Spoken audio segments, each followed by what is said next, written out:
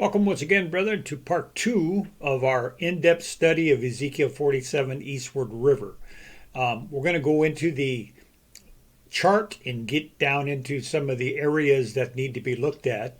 What we'll start with is to request that you kneel and pray, claim the promise of John 16:13, and he shall be faithful and guide us into all truth. Okay, let us begin. Now, what we're going to do is we're going to read Ezekiel 47, 1 to 12, and kind of look at the chart and see where it applies to that those references right there. Then he brought me back to the door of the temple, and there was water flowing from under the threshold of the temple toward the east. So here we see the water flowing out, heading towards the east here. And for the front of the temple faced east. So here we see the front of the temple facing the eastward direction. The water was flowing from under the right side of the temple south of the altar. So here it is, flowing south, and it's on the right side of the altar there. He brought me out by the way of the north gate. So here it's over here that Ezekiel is brought out of the north gate right here, and led me around to the outside of the outer gateway that faces east. So he went out and he started to go in this direction towards this east gate here. And there was water running on the right side. So here's the water coming here. And when the man went out to the east with the line in his hand, he measured 1,000 cubits, and he brought me through the waters, and the waters came up to my ankle. So here we see the man here, and the water up to his ankles. And again he measured 1,000 and brought me through the waters, and the waters came up to my knees. So he progresses out into the deeper area, and it's up to his knees at this point.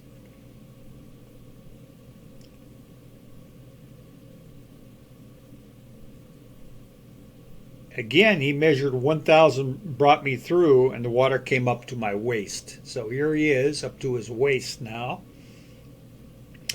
Again he measured 1,000, and it was a river that I could not cross, for the water was too deep, water in which one must swim, a river that could not be crossed. So here is the area here where it was too deep for him, and it could not be crossed. He said to me, "Son of man, have you seen this?" Then he brought me and returned me to the bank of the river. So here we see the man coming to the bank of the river here. When I returned there, along the bank was very many trees on one side and the other. So here's the many trees on this side and the other. Then he said to me, "The water flows toward the eastern region, goes down into the valley, and enters the sea. When it reaches the sea, its waters are healed." So the river right here starts to go further east, and it comes into the great sea right here. And this is the healing, according to what it says. The waters are healed. "And it shall be that every living creature, every living thing that moves wherever the rivers go will live. There will be a very great multitude of fish because these rivers go there. For they will be healed, and everything will live wherever the river goes." So this is going to be the great area. In fact, I believe that's a fish right there, another fish right there. So these are fishes here, and everything will be healed, all in this area.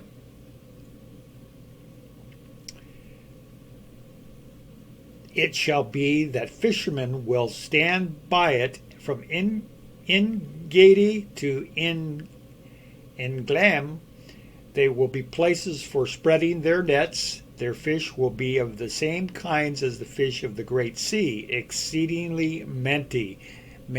So here's the net that they're going to use to get many fishes. But its swamps and marshes will not be healed. They will be given over to salt. So here's the swamps and marshes here. And this will not be healed. In fact, it's given to salt. And it's basically useless. It's not producing anything. Along the bank of the river on this side and that will grow all kinds of trees used for food. Their leaves will not wither, and their fruit will not fail. They will bear fruit every month because their water flows from the sanctuary. Their fruit will be for food and the leaves for medicine. So again, we're talking about these trees here for their fruit and their leaves. So basically this is in harmony with the vision. And so we're going to now get into this part 2, and we're going to go more into depth. Particularly, we're going to talk about the temple, the outer courts here, and then we're going to touch on the 144,000, Zechariah 13:1 and 2, and Zechariah 12:8. We're going to look at what is inspiration telling us right here, particularly Zechariah 13:1 and 2, and Zechariah 12 and 8. It's obvious, wants us to know these verses, and this applies to this vision here, this drawing. So we're going to look at that. And of course, this other one here, John 21:6, is applying in the same time period as this area here. Now keep in mind, this is the temple. This is not the temple. This is the outer courtyard. There's a big difference. We'll get into more of that as we go.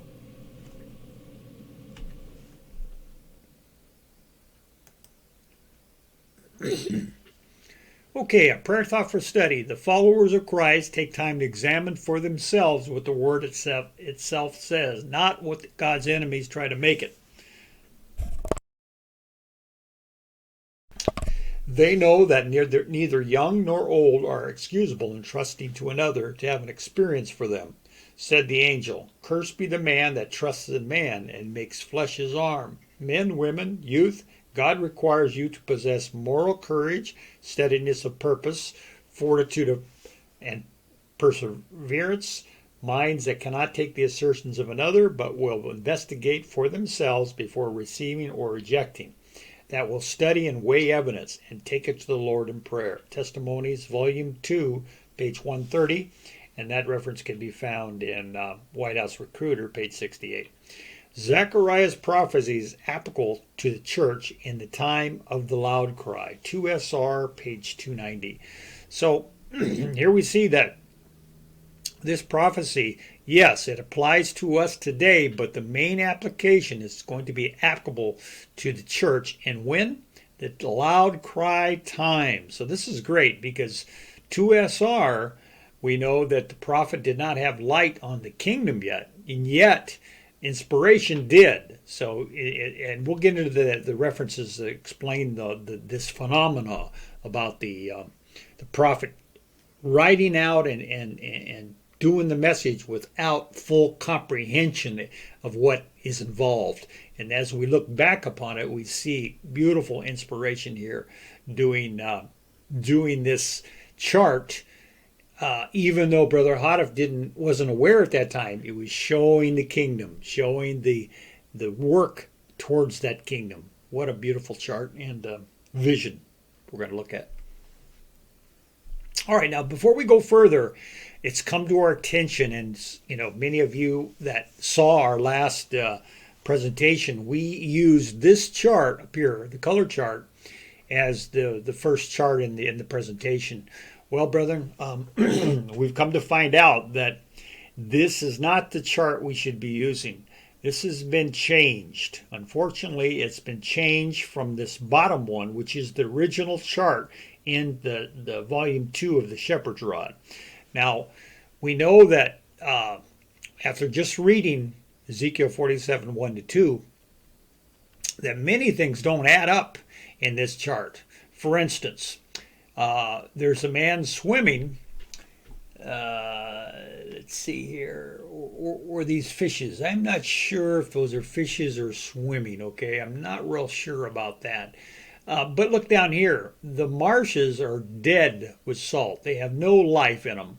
But here, they have flowers budding up from them. So this is a change from the dead marshes here, okay? So that's not good. The next thing is that we see that some references have been added here, and we see that the 144,000.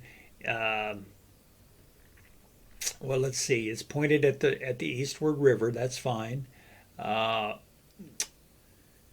Okay, and okay, we have an angel here. Okay, and the inspiration did not put the angel here. So that's another thing. And then we see the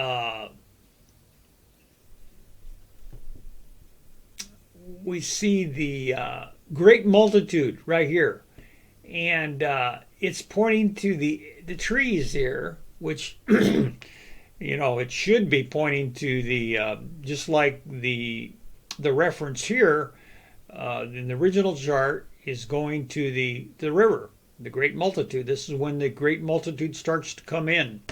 So you can see quite a few differences here in this chart. So this probably is not beneficial for us to change. We want to go ahead and look at this chart and use this for our presentations on the study of Ezekiel 47.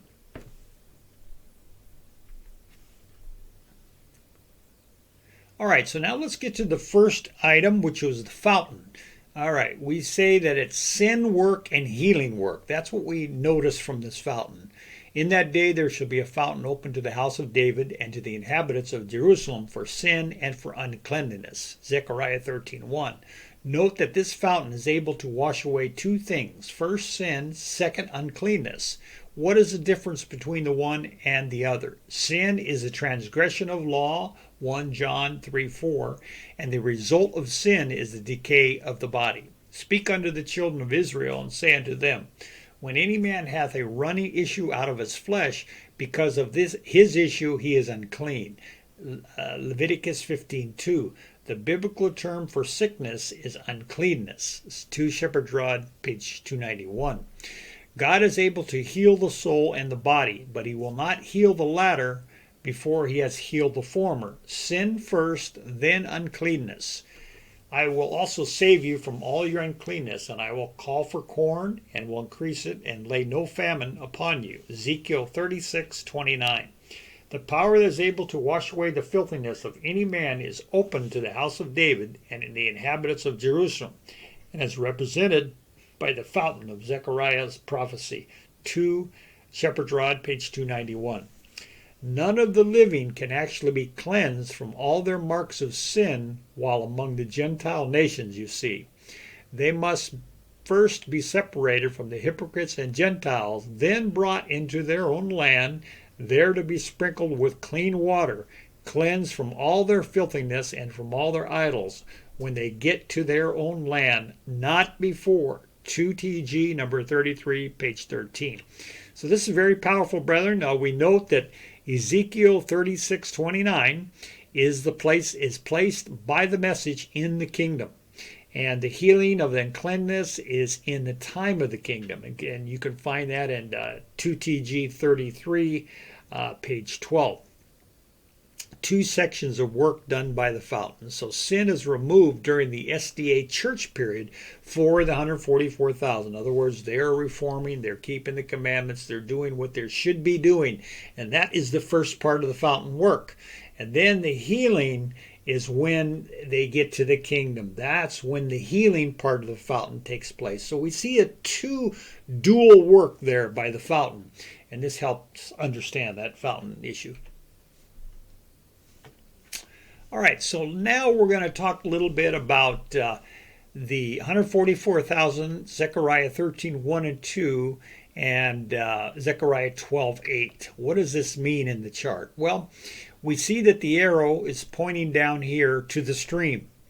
And because the stream is heading directly east, now remember that is very important to not lose hold of. Okay, we want to know that inspiration is telling us almost in a straight line, heading east. So when you remember that, we can never say that this river goes around, comes back down, heads back this way west, and then swings about and goes back. No, brethren, we have to remember this is a straight line. This is an eastward course. And you notice it continues on through until you get to the area when the Gentiles start coming in. So let's now look at Zechariah 13:1 and 2. And in that day there shall be a fountain open to the house of David and to the inhabitants of Jerusalem for sin and for uncleanness. Many shall be purified and made white and tried, but the wicked shall do wickedly. None of the wicked shall understand, but the wise shall understand. Zechariah 13:1, Daniel 12:10, and that's found in Tract 4, page 63. All right, so let's take a note. The fountain is open to both the house of David and to the inhabitants of Jerusalem.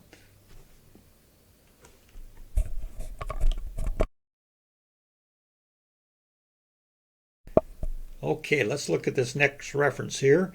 And in that day there shall be a fountain open to the house of David. The crowning evidence will be seen that the consolidation of the two kingdoms is an accomplished fact, and that the time has come for the proclamation of the gospel in all the world. And it shall come to pass in the day, saith the Lord of hosts, that I will cut off the names of the idols out of the land. They shall no more be remembered. And I will also cause the prophets and unclean spirits to pass out of the land. Zechariah 13:2. That is, at the time this gospel proclamating kingdom is set up, it will be a church without guile, free from idolaters and false teachers. And it shall be fed by one shepherd, even my servant David. He shall feed them, and he shall be their shepherd. And I, the Lord, will be their God, and my servant David a prince among them. Ezekiel 34, verse 23 and 24. And that can be found in Tract 8. That should be Tract 8. Brethren. Page 8 and 9. All right, so we note that Zechariah 13:2 here is placed after Ezekiel 9. So even though this is pointing here to the altar, we have to remember that the application of that is really, like it says, the crowning evidence of this fountain work is going to be in the time of the kingdom. Now, we'll get into more about this area here. You notice that I said time of the kingdom, and I'm pointing here to the outer courts. But this becomes very clear, and it's so beautiful how inspiration just delves into this very deeply. 13:1. In that day there shall be a fountain open to the house of David and the inhabitants of Jerusalem for sin and uncleanness. The phrase "in that day" points back to the preceding events, back to the 12th chapter. There we find that the event is the great mourning of Jerusalem, chapter 12, verses 12 to 14. So, in that day, in the day of that great mourning, this fountain is to be opened. To find the time in which the mourning takes place, it is necessary that we go further back into the 12th chapter. Better still, we should review the chapter from the first verse on, because there are brought to view 7 groups of separate and distinct events, one following the other. The outstanding events of each group are these. 1. Jerusalem is to be made a cup of trembling, and nations of the earth are to be in siege both against Judah and against Jerusalem. In that day the nations are to gather together against them. In that day the Lord is to smite every horse with astonishment, and his riders with madness. And he is also to open his eyes upon the house of Judah. The governors of Judah are then to say in their hearts, the inhabitants of Jerusalem shall be my strength, and the Lord of hosts their God. In that day Jerusalem is to be inhabited again. Number 5. In that day he that is feeble among them is to be as David, and the house of David is to be as God. Number 6. In that day the Lord is to seek to destroy all the nations that come against Jerusalem. He will then pour upon the house of David and upon the inhabitants of Jerusalem the spirit of grace and the supplications. Number 7, in that day there is to be a great mourning in Jerusalem. Thus, one event is contingent upon another, the last of which is the great mourning in Jerusalem. In the day of these events, therefore, the fountain of sin and for uncleanness is open. Let us now connect Zechariah 13:1 with verse 2. In that day, in the day of great mourning takes place, there shall be a fountain open to the house of David and to the inhabitants of Jerusalem for sin and for uncleanness. And it shall come to pass in that day, saith the Lord of hosts, that I will cut off the names of the idols out of the land, and they shall no more be remembered. And I shall also cause the prophets and the unclean spirit to pass out of the land. 2 things stand out clearly in these verses. Number 1, that the house of David must come into existence before the cleansing fountain is open. Number 2, that the cleansing begins with cutting off the names of the idols, throwing out of the land the false prophets and unclean spirits. 2TG number 18, page 13 to 14. So again, we see that Zechariah 13, 1 and 2 is placed in the time of the kingdom. So that's the application that we are to understand. All right, so let's go back to that again. 2 things stand out clearly in these verses: that the house of David must come into existence before the cleansing fountain is open. So the house of David began within the time of the SDA church period. There's no getting around it, because we know that once the kingdom comes into being, the fountain is open. So this house of David is actually formed in its embryo in the SDA church. That's the only thing we can get from that. Okay, let's see. That the cleansing begins with the cutting off the names of the idols and throwing out of the land the false prophets and unclean spirit. So this can only be at Ezekiel 9. Okay, so at Ezekiel 9, this is the time when the cleansing will begin, because that's the time the idols and the false prophets and unclean spirits are taken out from among the people. Okay, so we'll note, although the house of David begins prior to Ezekiel 9, it does not fully come into existence until Ezekiel 9, due to the final number only made when the slaughter happens. And of course, you can find that in Tract 1, page 38.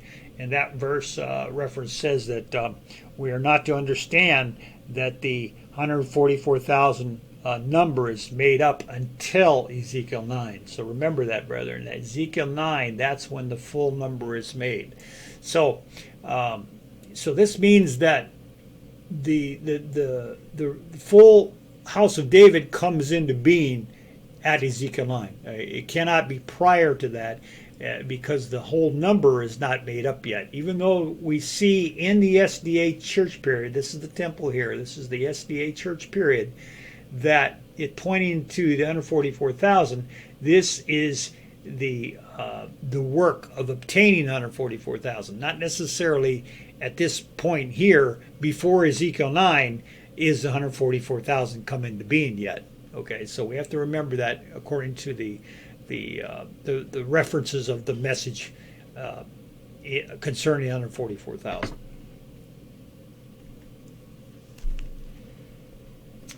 All right, in that day there shall be a fountain open to the house of David and to the inhabitants of Jerusalem for sin and uncleanness. And it shall come to pass in that day, saith the Lord of hosts, that I will cut off the names of idols out of the land, and they shall no more be remembered. And I will also cause the prophet's unclean spirit to pass out of the land. And it shall come to pass that when any shall yet prophesy, then his father and his mother that began him shall say unto him, Thou shalt not live, for thou speakest lies in the name of the Lord. And his father and mother that begat him shall thrust him through when he prophesieth. And it shall come to pass in that day that the prophet shall be ashamed, every one of his vision, when he hath prophesied.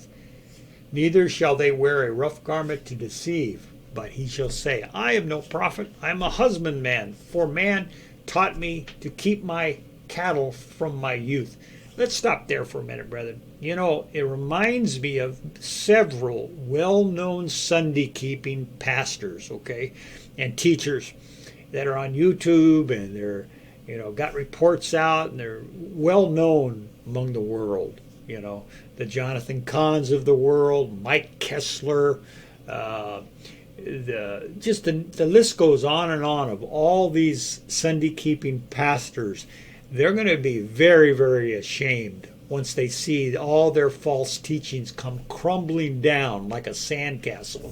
For instance, they're teaching that, the unbelieving Jews there today are really God's people, and God's going to protect those unbelieving Jews. Even though they don't believe in Jesus, they're still going to be protected because it says that God will force them to become Christians at the right time. I mean, it's just ridiculous what these Sunday keeping leaders teach.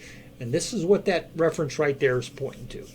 The revival and reformation herein presented, mourning and heart searching caused by appreciativeness of God's great mercy and goodness, shall be in that day of the governors of Judah say, the inhabitants of Jerusalem shall be my strength. In the day the Lord makes even the most feeble among them as David, the house of David as God, as the angel of the Lord. When this thorough reformation takes place, then the cleansing fountain shall be opened to the whole house of David. In that day the wicked shall be cut off and kept out of the house of David, and the false teachers, prophets, shall feel ashamed of having ever taught their private interpretations of scriptures. Then shall men fully realize that though they could not be taught by men to keep cattle, yet no man could teach them to prophecy, and that this office is restricted to the spirit of prophecy, that no prophecy of Scripture is a private interpretation. 2TG number 44, page 47 to 49.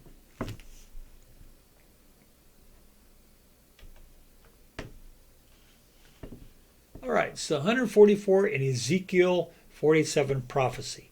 It shall come to pass that the fishers shall stand upon it from En-Gedi even unto En-Eglaim. They, the two cities, shall be a place to spread forth nets. Ezekiel 47:10. Now let's talk about the two cities here. This is talking about the SDA church for spreading nets right now. And then we've got the nets spread out in the great multitude, which is the other area, the other city. Okay, so the two cities reveal that fish are caught in two places.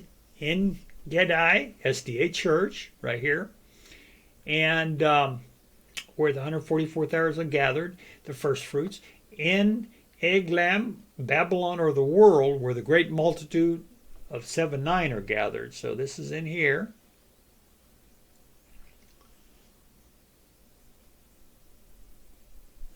The diaphragm on chart, page 294, represents the SDA Church in Gedi as it becomes the house of David. The place of the river in Eglaim denotes the world. The stream from the fountain where it first starts to the east gate represents the 144,000, and the river stands for the great multitude. This is a river, the streams whereof shall make glad the city of God, the holy place of the tabernacles of the Most High. God is in her midst of her, she shall not be moved. God shall help her, and that right early. Psalms 46:4-5, 2 Shepherd's Rod 297 to 298.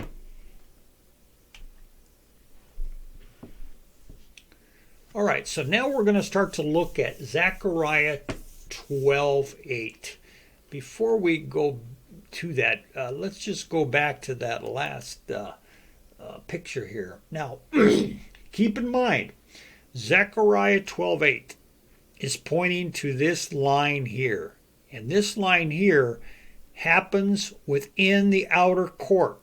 All right? It does not happen within the temple, which we know is indication of the SDA church. So where is this time period that Zechariah 12:8 is pointing to?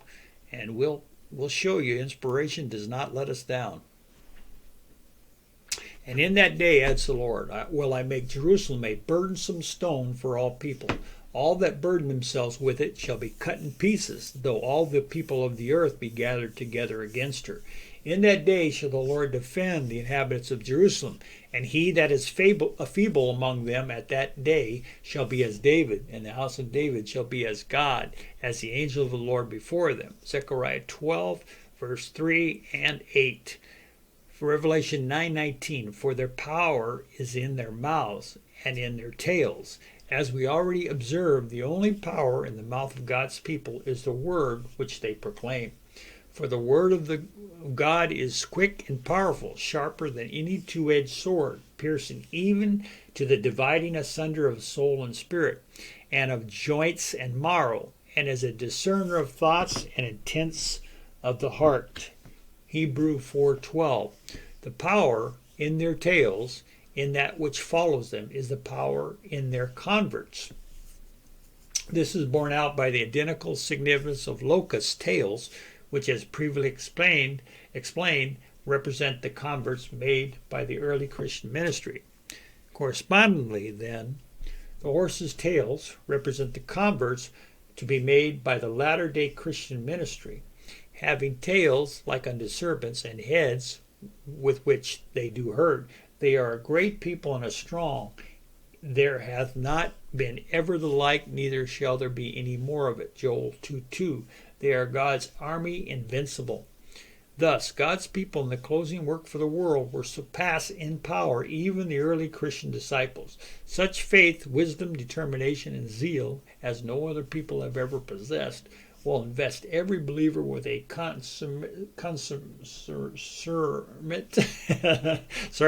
power such as none others that have ever had. Tract 5, page 96 and 97.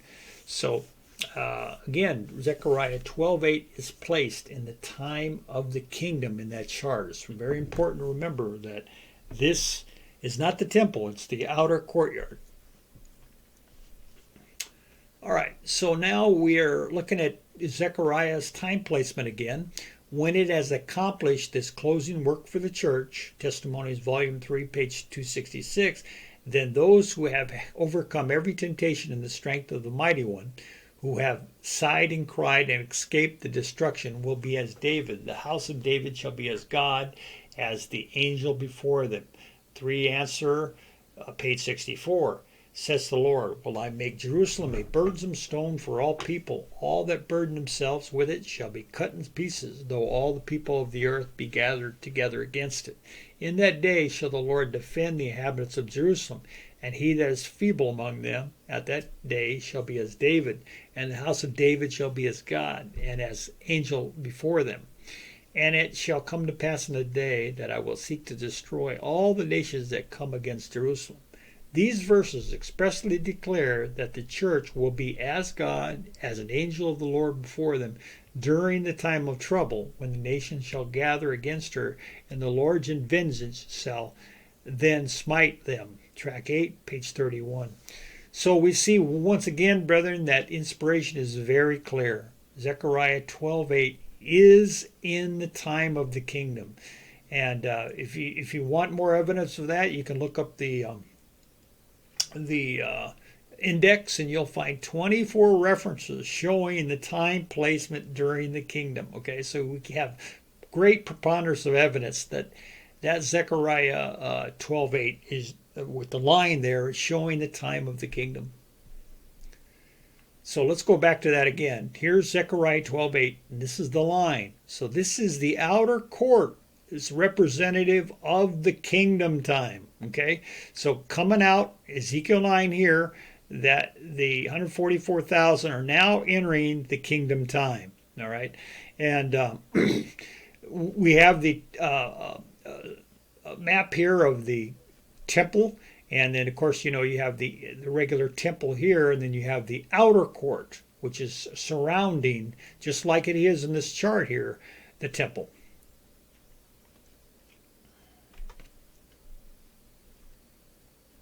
The words measure and number are synonymous, for measuring must be accompanied by numbering. Moreover, as those who worship therein are people, They must be measured by numbering. Hence, from 1844 to the time of this prophetic Reformation organization is the measuring or numbering time, the gathering of the 144,000, the first fruits, the 12 tribes, or those who worship inside the temple, whereas the porch that is without is to be filled with Gentiles, the second fruits, a great multitude which no man can number, who are to be gathered after the aforesaid Reformation and reorganization is effected, just as it is stated in Revelation. The Revelator saw 144,000 sealed, after that the great multitude. This is found in 4 Symbolic Code number 1012, page 4.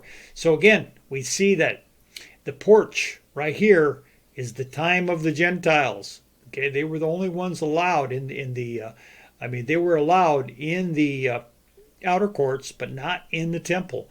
And we found this information, Bible information. Got questions here. The court of the Gentiles was the outermost courtyard and the only area of the temple where non-Jews were allowed. As its name implies, the court of Gentiles was accessible to Gentiles, foreigners, and those who were considered impure. There, worshippers could mill about, exchange money, and even buy animals for sacrifices. It was from the court of Gentiles that Jesus, on 2 occasions, drove out the money changers, declaring, "It is written, my house shall be called a house of prayer, but you have made it a den of robbers." The court of women, the only area of the temple complex in which women could worship, contained the poor boxes. One of these boxes was where the poor widow offered the 2 mites. Ceremonially clean Jewish men could enter the court of Israel, the court of the priest, where the altar stood, was accessible only to Levitical priest. The court of Gentiles is referred to as the outer court in Revelation 11:12. So we know that this is beautiful. Inspiration points Zechariah 8 in the time of the kingdom, the time that the Gentiles shall be able to come in to God's people. So beautiful representation, brother, of this chart. And it's amazing, like I said before, that Inspiration knew about the kingdom, whereas Brother Hadif did not. But Brother Hadif was obedient and wrote it out as he received it from God. So it's just a wonder to behold. We as Seventh-day Adventist denomination were commissioned to go to many nations and to gather the 144,000, the first fruits, as is clearly shown in Revelation 11:1 and 2. And there was given me a reed unto a rod, and the angel stood, saying, Rise and measure the temple of God, the altar, and them that worship therein. But the courts which is without the temple leave out, and measure it not, for it is given unto the Gentiles. 4 Symbolic Code, number 1012, page 4. All right, we have another picture, brethren. You can get a look at that courtyard again. Here's the temple. And of course, you have the courtyard of the Gentiles, perfectly symbolizing the time of the kingdom. The kingdom is when the Gentiles are going to be allowed to be part of God's people.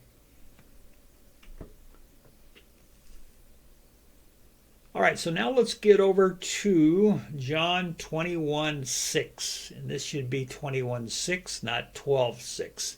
And he said unto them, Cast a net on the right side of the ship, and ye shall find. They cast therefore, and now they were not able to draw it for the multitude of fishes. And here's the reference explaining that, 2SR, page 296. And there shall be a very great multitude of fish, because these waters shall come thither. And it shall come to pass that the fishers shall stand upon it from En-Gedi even to En-Eglem. Their fish shall be according to their kinds, as the fish of the great sea, exceedingly many. Ezekiel 47:9 and 10. The fish represent those who are to be converted to the church river. And everything shall live whither the river cometh. Ezekiel 47:9. The ministry is symbolized as the fishers.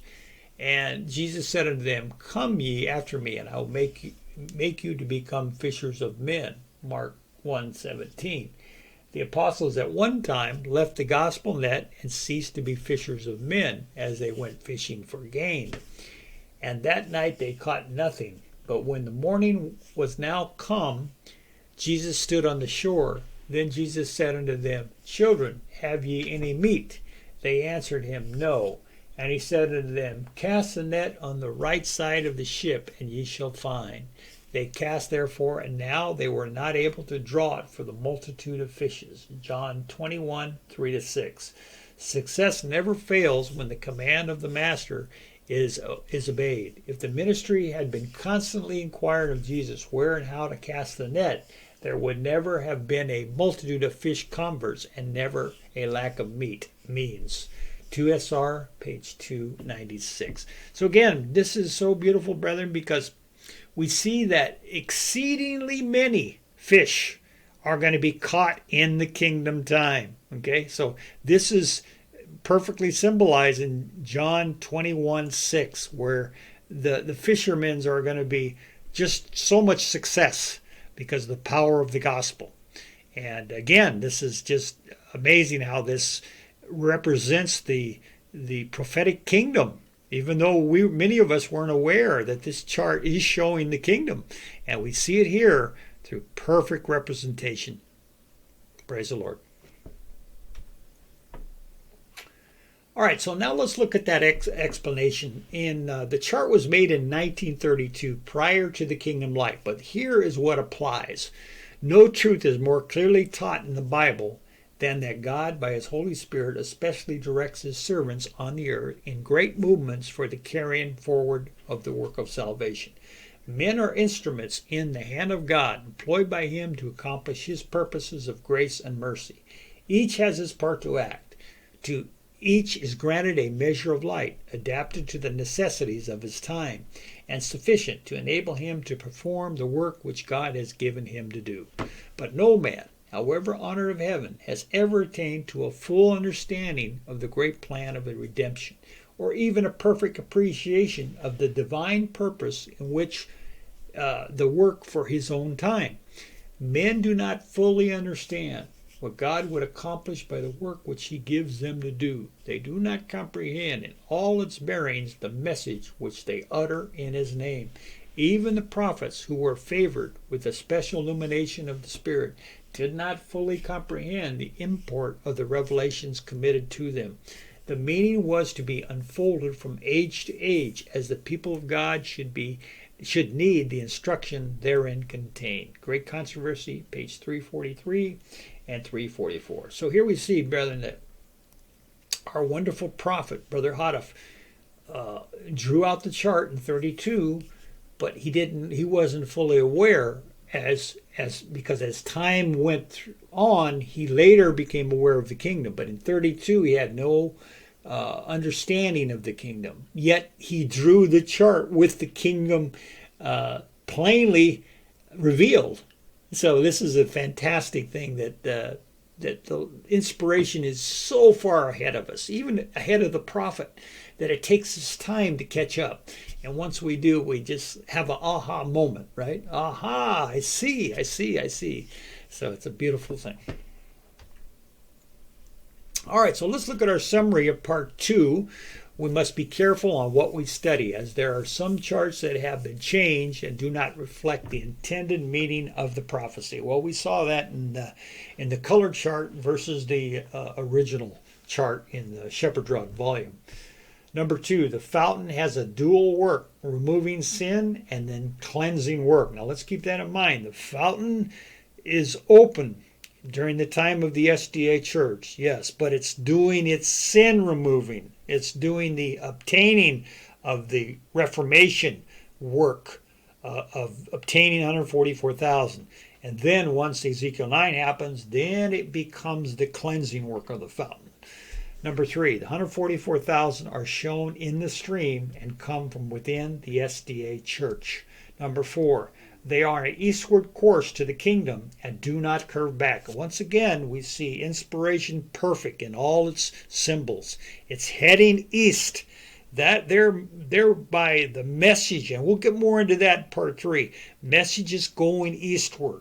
Okay, the headquarters, the work, the head of the work is continually heading east, And that's what the great lesson of Ezekiel 47 is, particularly as it applies in the last year or two.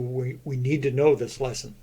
Number 5, the original chart shows both the temple, SDA church, and the outer courts, time of the kingdom, based on the inspired references describing them. So this, like I said before, this beautiful chart is so revealing. And many of us need to catch up, as it were, to inspiration, to understand the depth.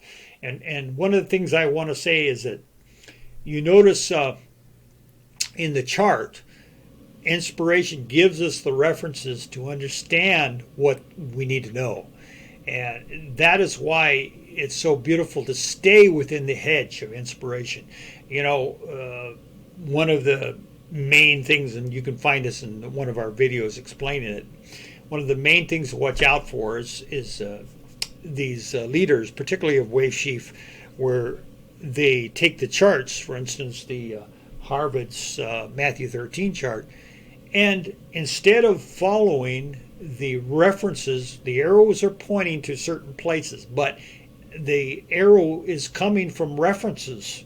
Instead of looking on the message and saying, okay, let me go into the index and pull up all those references, the explanation of those references, and see what I really need to know about that reference. But, you know, people like the leader of Wave Sheaf, for instance, that arrow going to 144,000, he throws out the meaning of those references and inserts his own meaning, that there's going to be a pre-purification before Ezekiel 9 of 24,000. So that's why I'm saying, brethren, we've got to stay within the hedge of inspiration. If we do that, we're safe. And that's what we're going to do in the rest of our Ezekiel 47 study. So again, thank you for joining us, and we'll have part 3 soon, and maybe even part 4, because like I said, this is an important lesson we need to know at this time, because the work, the movements among God's people right now is demanding that we understand this prophecy, because it's so important to know how he's working with us today. So until next time, may the Lord continue to guide you into all truth. Amen.